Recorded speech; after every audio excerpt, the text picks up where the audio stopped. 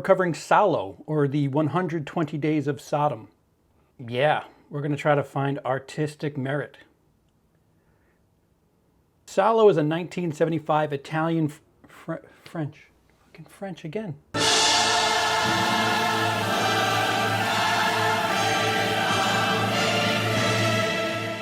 Horror art film. Directed by Pier Paolo Pasolini. The film's a loose adaptation of the book 120 Days of Sodom, reset during World War II. The film focuses on four wealthy, corrupt Italian libertines during World War II in the time of the fascist Republic of Salo.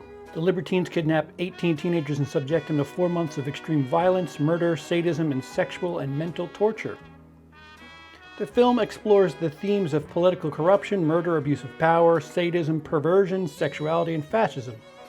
The story is in 4 segments inspired by Dante's Divine Comedy, the Anti-Inferno, the Circle of Manias, the Circle of Excrement, and the Circle of Blood. The film also contains frequent references and several discussions on the genealogy of morality novel. Yeah, everything I just read. If that's what makes you feel better about this movie. Cool. So the movie essentially is debauchery, the film. Technically speaking, this is where I'll align with critics and the praise that's thrown onto this film. Technically speaking, the film is shot incredibly well. The cinematography, not the content, but the presentation of this film are really technically done well. A lot of voyeuristic type shots. It doesn't allow you to get too close to any of the tortured victims in this movie, and that's I think that's done well for all intents and purposes. Other than that, like there's you can beat around the bush with some things. I mean,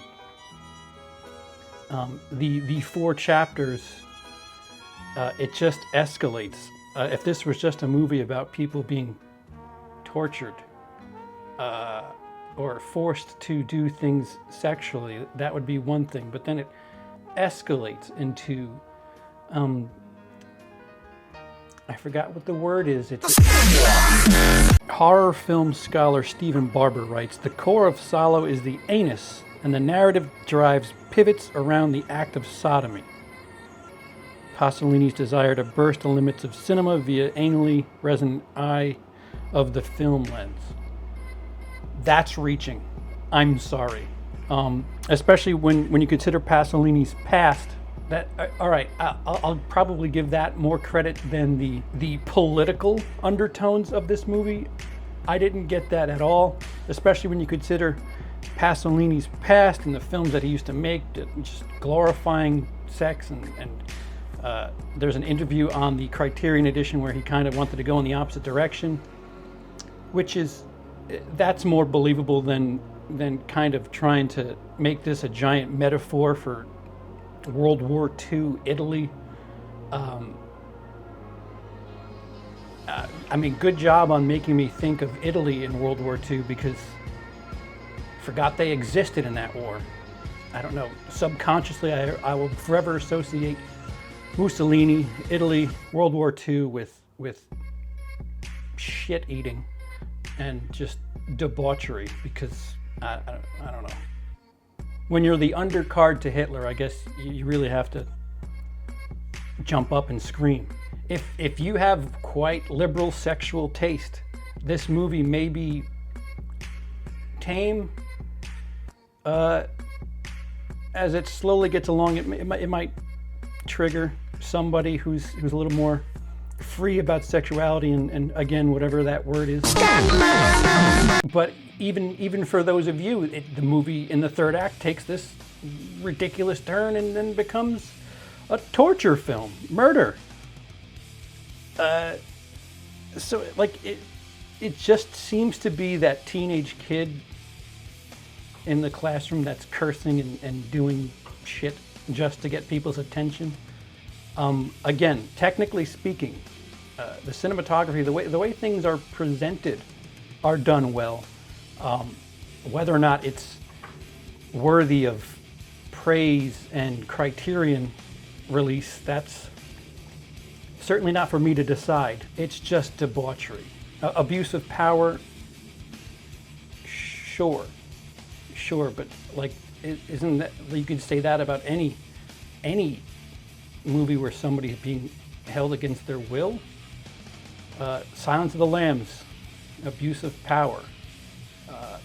I don't, you know, they didn't have to have Buffalo Bill make. We got the point. She was down in a well. She had to put the lotion on the skin, or else she got the hose. It got the hose again. There's metaphors. There's subtext, and this movie just doesn't have it. Another reason I think this movie has infamy and was recommended and is on my radar is due to the fact that Pasolini was murdered before this movie came out. Every now and again, you'll get an artist that their work that is released after they have passed gets a little bit more popular than anything else they would have had. And I would venture to say that this is in that category, but that's just me.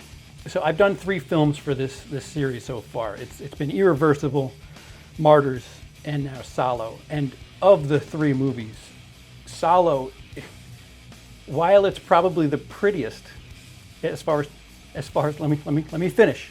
As far as shot presentation is concerned, as far as cinematography is concerned, although the content within those shots is, you know, that's nothing to write home about. This movie to me says the least artistically of the 3 we've covered so far. If you're going to name the film 120 Days of Sodom and reference Sodom and Gomorrah, then, you know, put some biblical subtext in there. Have somebody be set on fire. Listen, I'm not incredibly familiar with the Sodom and Gomorrah or any sort of Bible reference, but I'm aware of some of it, and it's just not strong enough here. If you're gonna do references, do them. Be a little vague, a little metaphor, a subtext, euphemism, just any of those tactics. This movie's just exploitation of the human body, and you know, if that's what you want to say that is the artistic merit of this film, then you're absolutely right. You know what? Artistically speaking, we certainly do exploit the human body. Thank God we said it in World War II in Italy. What? What? Huh? Also a spoiler. There's no comeuppance. There's no arc. There's no character has an arc. These 4 people are dreadful in the beginning.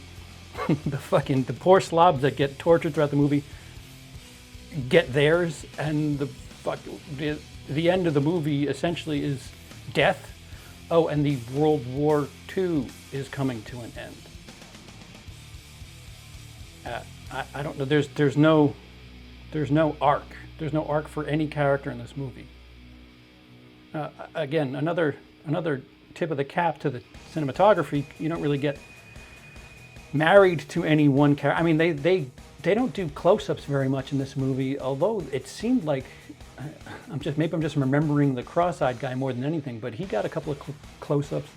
Oddly enough, for the Circle of Blood segment where everybody was getting just fucked up and killed, we had a lot more close-ups, even though the assholes were viewing through binoculars. Quite an interesting take.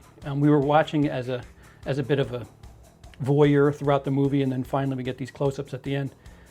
But that's technically speaking. As far as this story is concerned, as far as like the imagery and what you're looking at and soaking up on screen, it's just debauchery. It's faces of death. I'm sorry, perhaps the fact that it's not in my native tongue, and maybe there's things that didn't get translated in the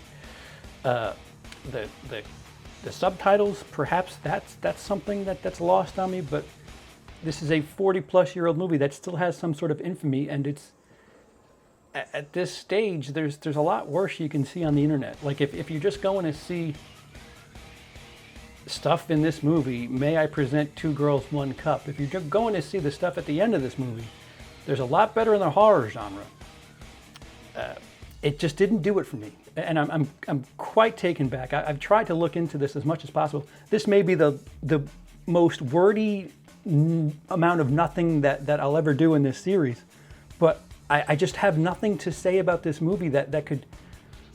I don't know if you like seeing people just doing things against their will and just sexually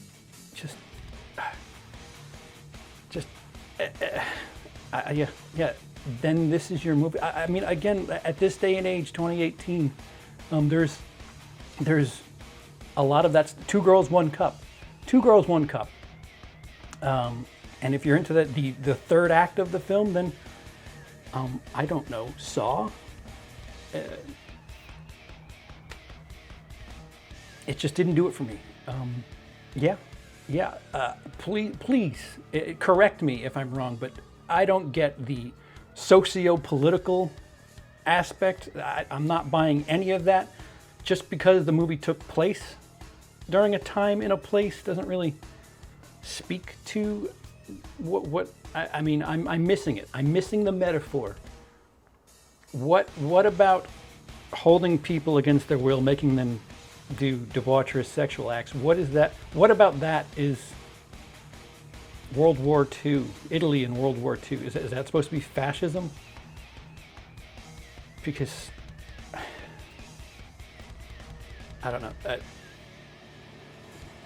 Thank you for watching. I apologize, but this just I can't wrap my head around it. Cinematography, there's something. Again, for the last time, the cinematography is really good. What the fuck did I take this shit on for? Do a bunch of movies that nobody wants to watch. That's a good series.